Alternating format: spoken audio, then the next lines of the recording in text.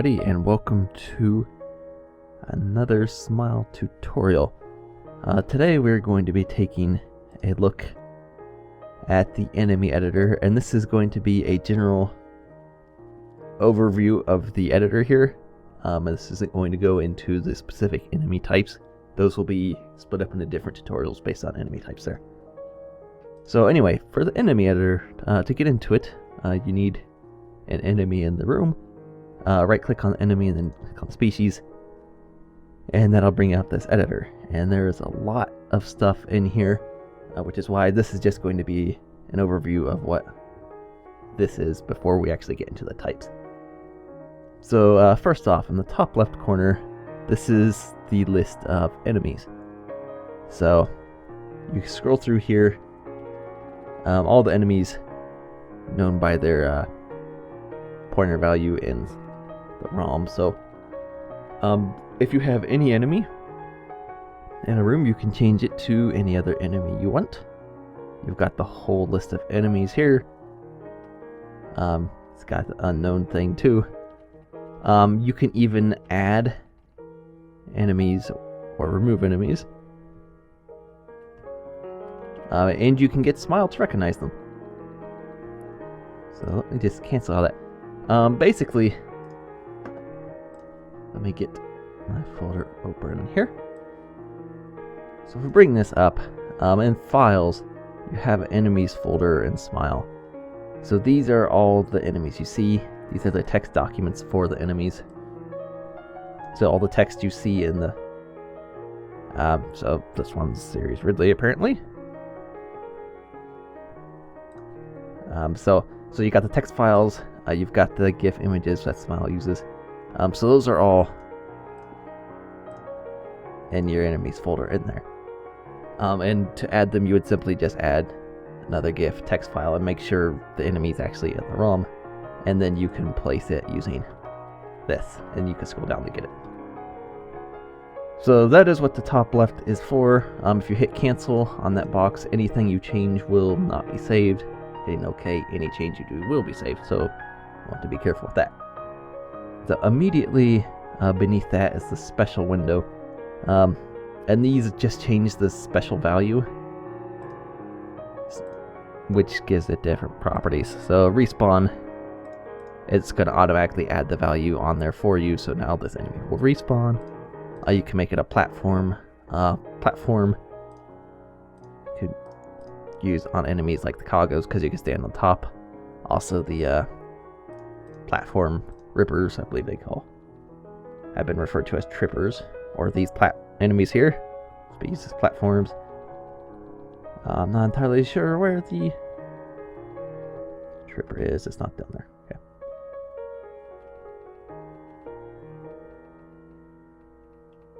Should be right up. So yeah, that thing. So they're often used as platforms as well. So that just means you can stand on it without getting hit. You can make them invisible, which turns them invisible. Non-responsive. Basically what this does is it makes the enemy not responsive. It's sort of just like a moving background piece at that point. And then move off screen. This means, obviously, when the enemy goes off screen, if I were over here, the enemy on this mushroom would be moving while I was off screen. The reason that is not on a lot of enemies, and you'll probably find this out very quickly, is if you have a lot of enemies move off screen, you will get lag just from the enemies, because the game's having to move them whether they're on screen or not. So that's why this isn't checked on a lot of enemies in the original. And if you run into problems with just random lag spikes in rooms somewhere, it might be because of you have enemies moving off screen. So, and immediately beneath that is this box with speed, speed 2, and orientation, and then this normal GFX button. This, if you look in the text file down at the bottom, usually this applies to these three boxes. So, and actually this one uses the special box up here. So the special direction, most enemies have these. There are some that don't. Like a lot of these crawling enemies are very similar. Metroids, they don't have any text file. So, but for this, a lot of the crawling enemies will use these boxes a lot. So in this case, the one at the end of here is to make this enemy move to the right. So if it was 0, it would move to the left. 2, it would be climbing up a wall. 3 is down a wall. 1 is right. So here we've got orientation. So you've got this 0002 or 0003 for most appropriate ceiling and floor positions. Those are often if you've ever seen one of these enemies walking on its head in a hack, that's because this thing is not set right. And then the speed is pretty obvious. That's how fast it moves. Some other enemies, you will be needing to use the speed 2. I believe some of the enemies that are a couple of pieces, the speed 2 is important to make the second part of the enemy work correctly. But those are basically these boxes and this box. When you've got a value on the end here, because all these will never change the last 2 values, they always change the first 2. So if an enemy has a value in one of these last 2 places, it's because there's something in there. It's setting the enemy up a specific way. The special GFX mode is for space pirates on certain boxes. If you just hover over it, that's what it'll do. If you have issues with enemies crashing, if you're trying to put a space pirate or just a regular enemy, check this box. If you have just extreme lag from somewhere, see if this box is not set properly. These enemies, they're supposed to have normal GFX. Special, used on wrong enemies, something will have interesting results. This enemy crashed as soon as it was loaded on screen. The game is just stuck here. There's nothing I can do. So if something like that happens, make sure to check this box on all your enemies, because that's probably what's causing the problem. So if you change enemies from space pirates, that's a problem a lot, because the space pirates are set to use the special GFX. So sometimes it won't crash, it will just be extremely laggy. So just make sure to check that box. And beneath that is the enemies to clear room. Basically, this means if you have enemies in a room and a gray door, once that many enemies has been destroyed, the gray door will open. If you've got it set up that way. So, go down here, I believe. So here we've got this gray door. And I'll bring this pointer window over. You see it's OC, and which is enemies dead matches enemies needed. So if you want to lock a room and make people defeat all the enemies or a certain amount of enemies, you want to use this value on your door cap. And then you've got it matched up here. So it needs 4 enemies to clear the room. There's the 4 enemies. So only after you defeat all 4 will this door start flashing and you'll be able to go through. So that is what that box is used for. Okay, so that pretty much takes care of all this. This stuff is pretty simple and straightforward. We're going to get into something a little more complicated here. I'm going to go down into the enemies allowed in this room box first. We'll deal with the enemy DNA later. So this box, or these boxes I should say, the ID and the palette. Basically, these are the enemies that are allowed in the room. So let's say I do this enemy. It's basically the same thing. Let's do that. That enemy is not allowed in the room, so we shall see what happens with this.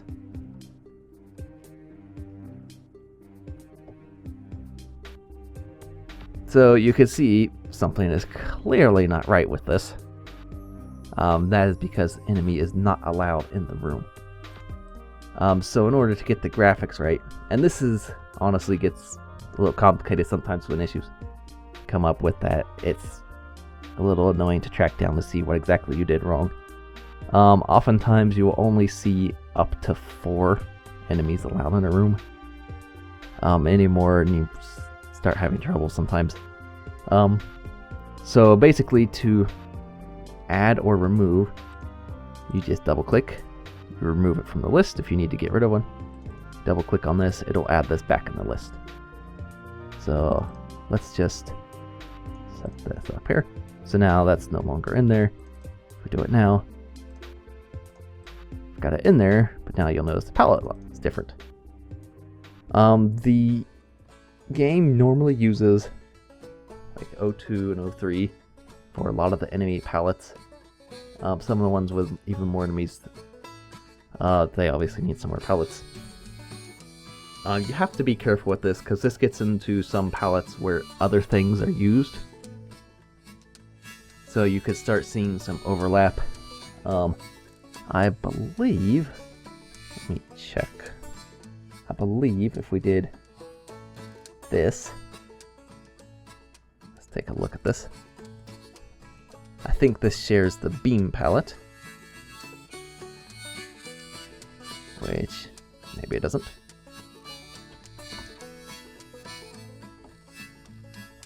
Yeah, there we go.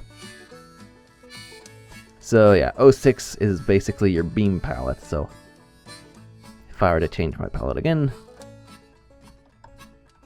let's make it green.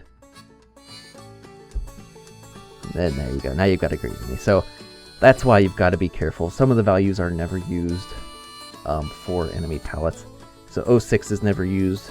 I mean, there's nothing stopping you from using it.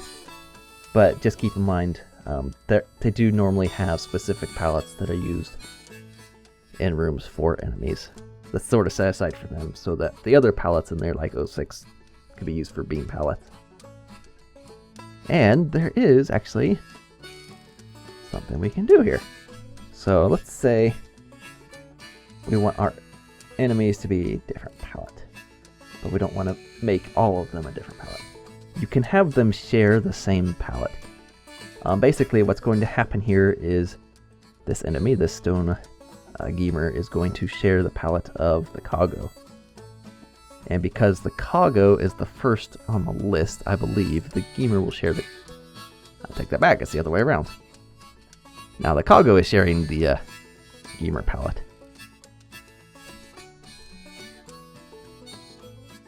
That's backwards from what I remember, but I guess it's okay. And if you want to reverse that, let's do it on this one. Let's add this thing back in. And let's give this that palette. So now the Stone Gamer should have the Kago palette. And there you go. So this is how they actually do this in the original game. If you go into Meridia or Norfair, you'll see those pumpkins, or cacatacs, I guess. In both those places. In Norfair, they're orange. In Meridia, they're sort of the purpley blue. They're just sharing another enemy palette. It's the same enemy. It's not a new enemy. You'll only find the one cacatac in the game. So it's kind of just a way to, I guess, fit the enemy palette into an area without actually just making a brand new enemy. And you can do some very interesting things with that. Let's say, let's add this thing in here. And let's put this thing back on the enemy we want. And let's do this. Now we don't have the enemy actually in the room. However, because it's allowed, its palette is loaded, and we can make these other enemies share the palette. And we can have only the Gamer share the palette, we can have only the Kago share the palette. We could add another enemy to make them copy. Have two different enemy palettes copied over. So there's lots of little different things you can do with that. Kind of gives same enemies new palettes, kind of keeps it sort of interesting and fresh for each area if you reuse the same enemies. Okay, now we're going to get into the enemy DNA, this whole top right section of the editor. There's a lot of different things in here. There's probably from everything we've covered, this probably doubles the size of what we've covered. So let's get started on this first page. We've got this scroll with all this different stuff. And anytime you change this and you want to make sure to keep it, always hit Save Enemy DNA down here. Even if you hit OK, if you did not hit that and you change anything, it won't keep it. So you, in this particular case, you have to save it and then OK. Alright, so here we've got, you could use some of your pointers. So we've got the pallet bank, the enemy banks, gives you that. This is how the enemy reacts to grapple, pointer there. HP, that's pretty simple. That's how much health it has. This, and this is all in hexadecimal, so this is 15 health. Damage, again, that's pretty straightforward. The width and height. This messes with the hitbox of the enemy. And let's play around with this a little bit. Let's add 1 on this. Now, any change you save here will affect this enemy species everywhere. So now all these enemies have these values. These other boxes are specific to the enemies you're editing right there. So these can all be different on every enemy in the room, even if you have 20 of these gamers in this room. These can all be different. This will stay the same across all of them. So that is something also to keep in mind. So now, you can see the enemy is a little further away.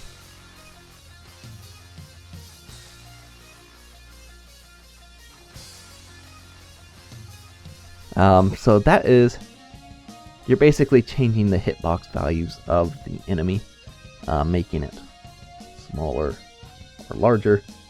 That is not something you generally mess with unless you're making a custom enemy sort of thing. Sound. The sound of impact. I haven't played around with this too much, but you could probably get away with playing around with whatever here. Again, this is another box you don't really play around with much or at all. Death animation. Got this lovely question mark here, which pops up this window, and this gives you these 5 different explosions. So a lot of these small enemies will have this value, a small round explosion. It's basically 0 through 4, you've got 5 different ones. So you have a screw attack explosion, large round, a series of small explosions, and a series of large explosions. So, we know what this value is here.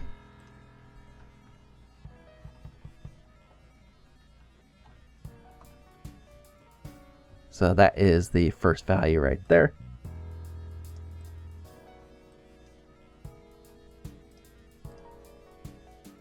And if we go on through the lists here,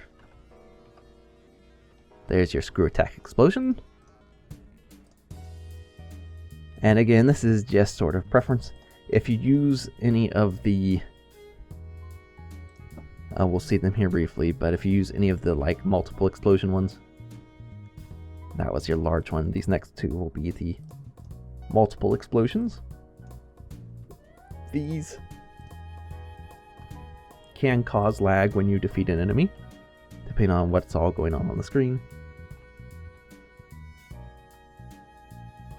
So yeah, that's how that one looks. And then there's the last one, the series of large explosions.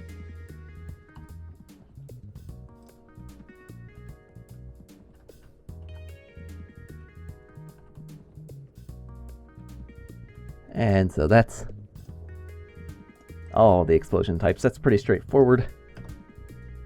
The hurt flash, the length of flash done by enemy when hit. Because this enemy only has so much health, you're not really going to see that. I don't believe I've ever seen this not on 0-0. Layer, I believe most enemies are on layer 5. Again, it's got another little helpful box here. So basically this is just the layer in the game window. 00 is the very front. It's going to be in front of everything. 02 is in front of Samus. 05, it's between Samus and background. That's the usual. And OB is behind all.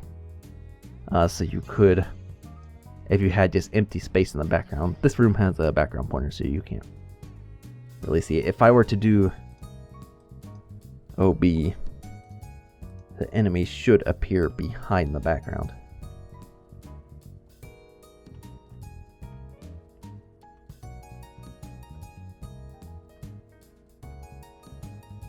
So, the enemy is there.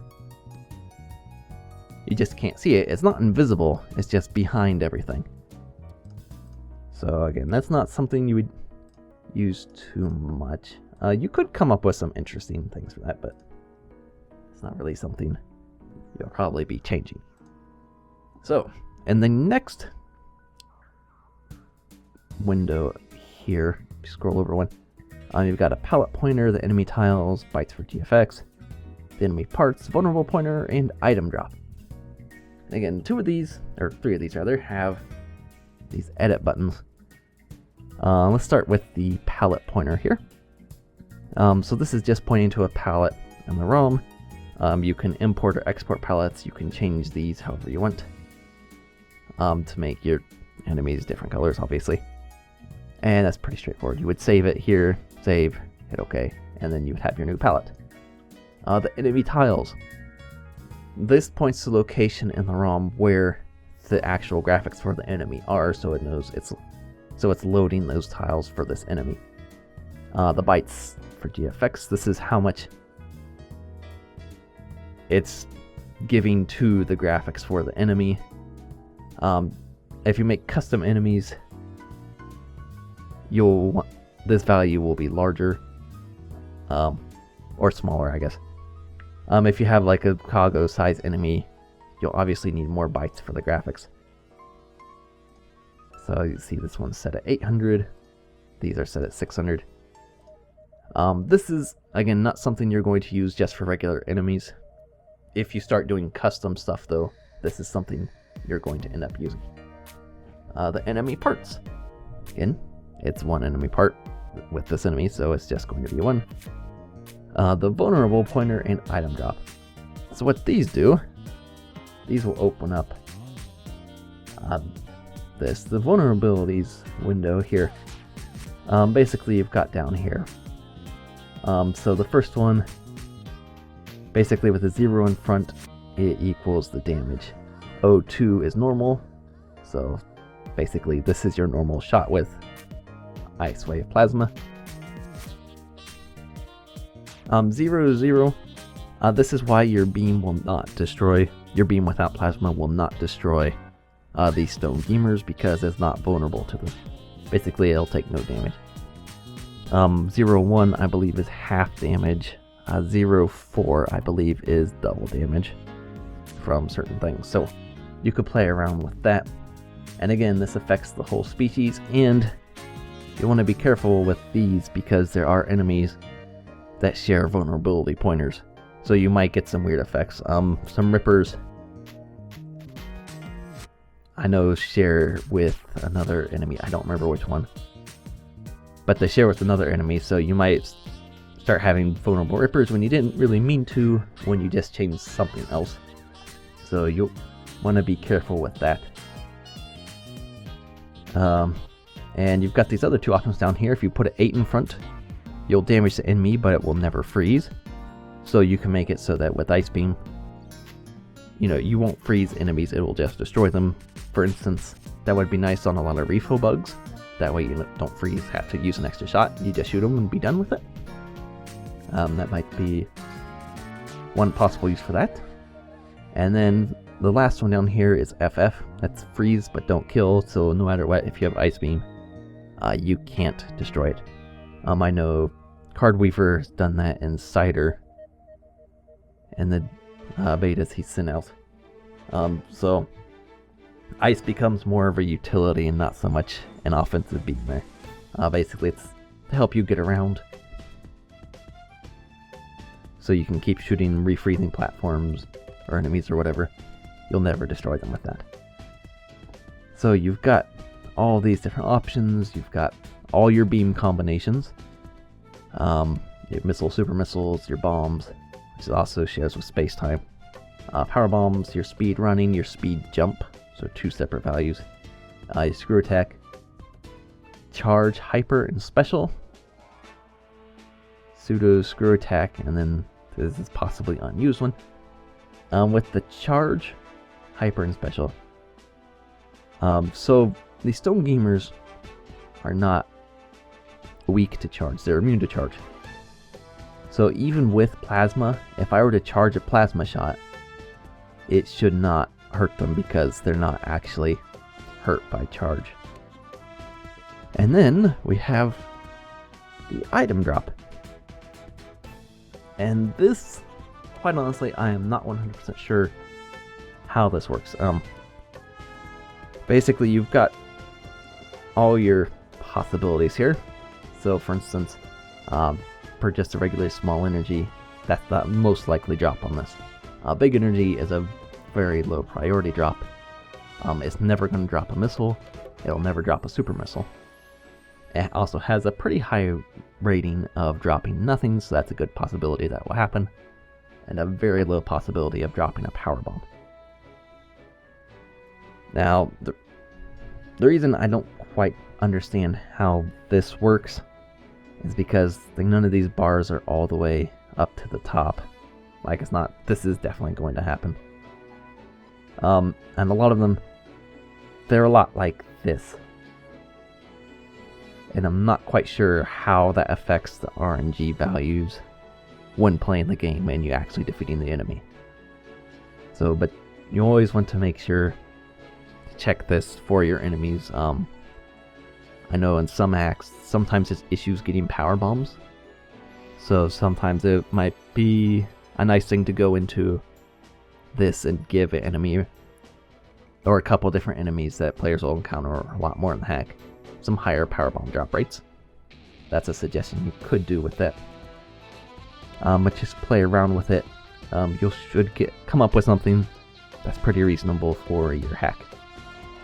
This next screen is basically a bunch of AI.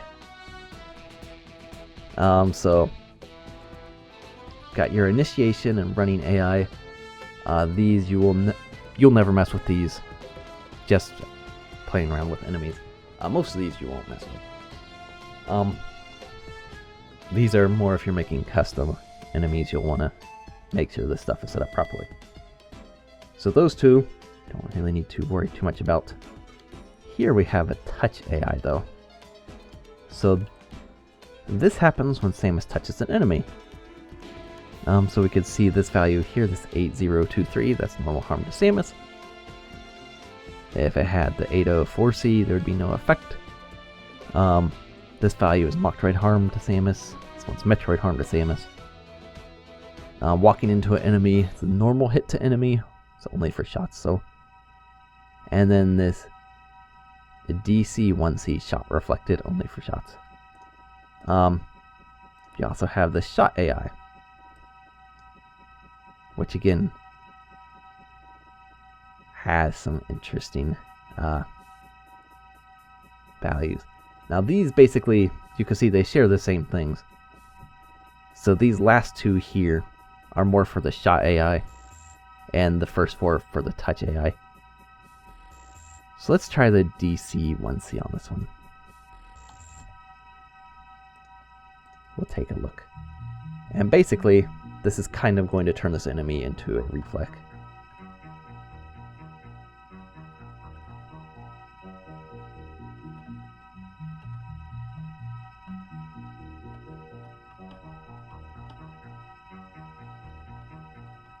As you can see, it's not 100% effective on vertical firing, but your horizontal angles will bounce off of it.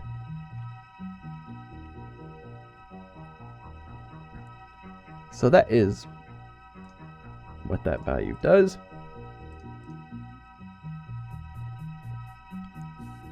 Again, with the power bomb, X-ray, frozen AI, those are stuff you're not really going to mess with. The Shot 2 AI is also something you'll never really mess with. The Grapple AI, however, you've got a lot of different values in here, specifically for grapple. So the value it is this one here on the enemy grapple latches, enemy killed. So you've got these different things. Grapple will bounce off enemies with this value. This will stop the enemy, but grapple won't kill it. You can use this enemy for some of the green rippers that you can grapple onto. This is the value they have. This 8005. Basically, when grappled, the enemy will stop in place until you let go. So you could swing across pits.